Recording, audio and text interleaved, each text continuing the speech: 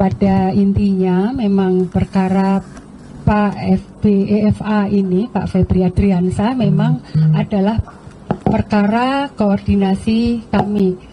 Itu sejak di penyidikan Polda Metro Jaya, kemudian dilimpah di Kejaksaan. Ini perkara adalah koordinasi dari KPK, sebagaimana fungsi Deputi Korsup. Kami sudah dari awal intent melakukan koordinasi aktif terus-menerus bersama dengan penyidik, dan hari ini bagaimana rekan-rekan saksikan tadi memang ada permintaan perbantuan untuk penitipan tahanan dari penyidik Kejaksaan Agung untuk tahanan dititipkan di sini. Ada surat bantuan penitipan tahanan sudah kami laksanakan, dan untuk selanjutnya sebagaimana fungsi koordinasi supervisi, kami akan terus aktif berkoordinasi dalam penyidikan yang dilakukan oleh rekan-rekan Kejaksaan Agung, dan kami akan terus mendorong sehingga penanganan perkara bisa cepat, bisa segera mendapatkan kepastian hukum. Dimohon dukungan rekan-rekan juga. Fungsi transparansi dalam penyidikan, fungsi pengawasan kami lakukan secara intens. Ibu, ada permintaan tahanan lagi nggak dari bersama? Untuk saat ini, sampai dengan saat ini baru Pak FA, belum ada lagi. Ya. Belum ada, kami belum ada permintaan. Belum ada permintaan, baru terkait dengan Pak FA saja.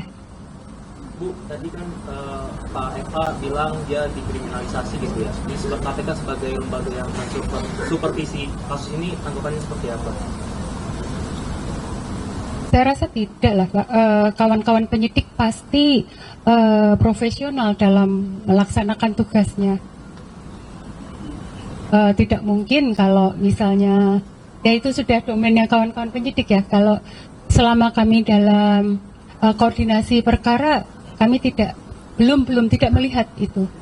Ya, apalagi yang melakukan pengawasan kan bukan hanya dari Kedeputian Korsup KPK, tetapi juga dilakukan oleh dari rekan-rekan Kortas pun juga memonitor, kemudian dari Komisi Kejaksaan juga ikut memonitor.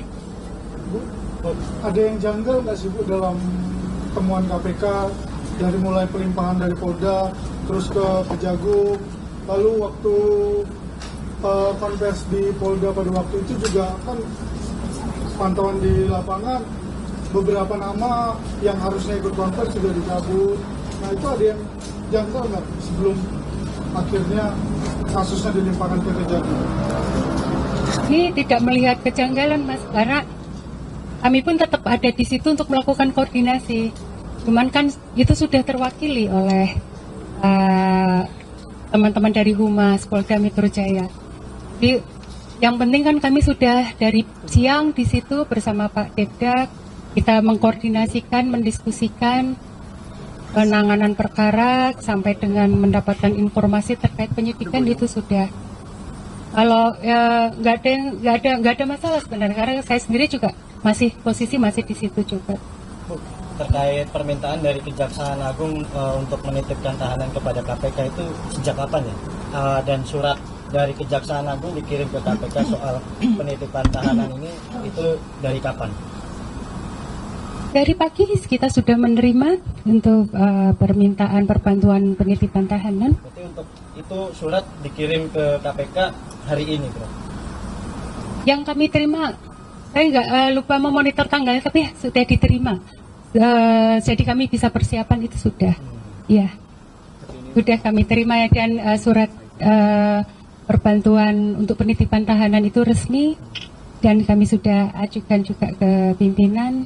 Sudah sesuai dengan SOP.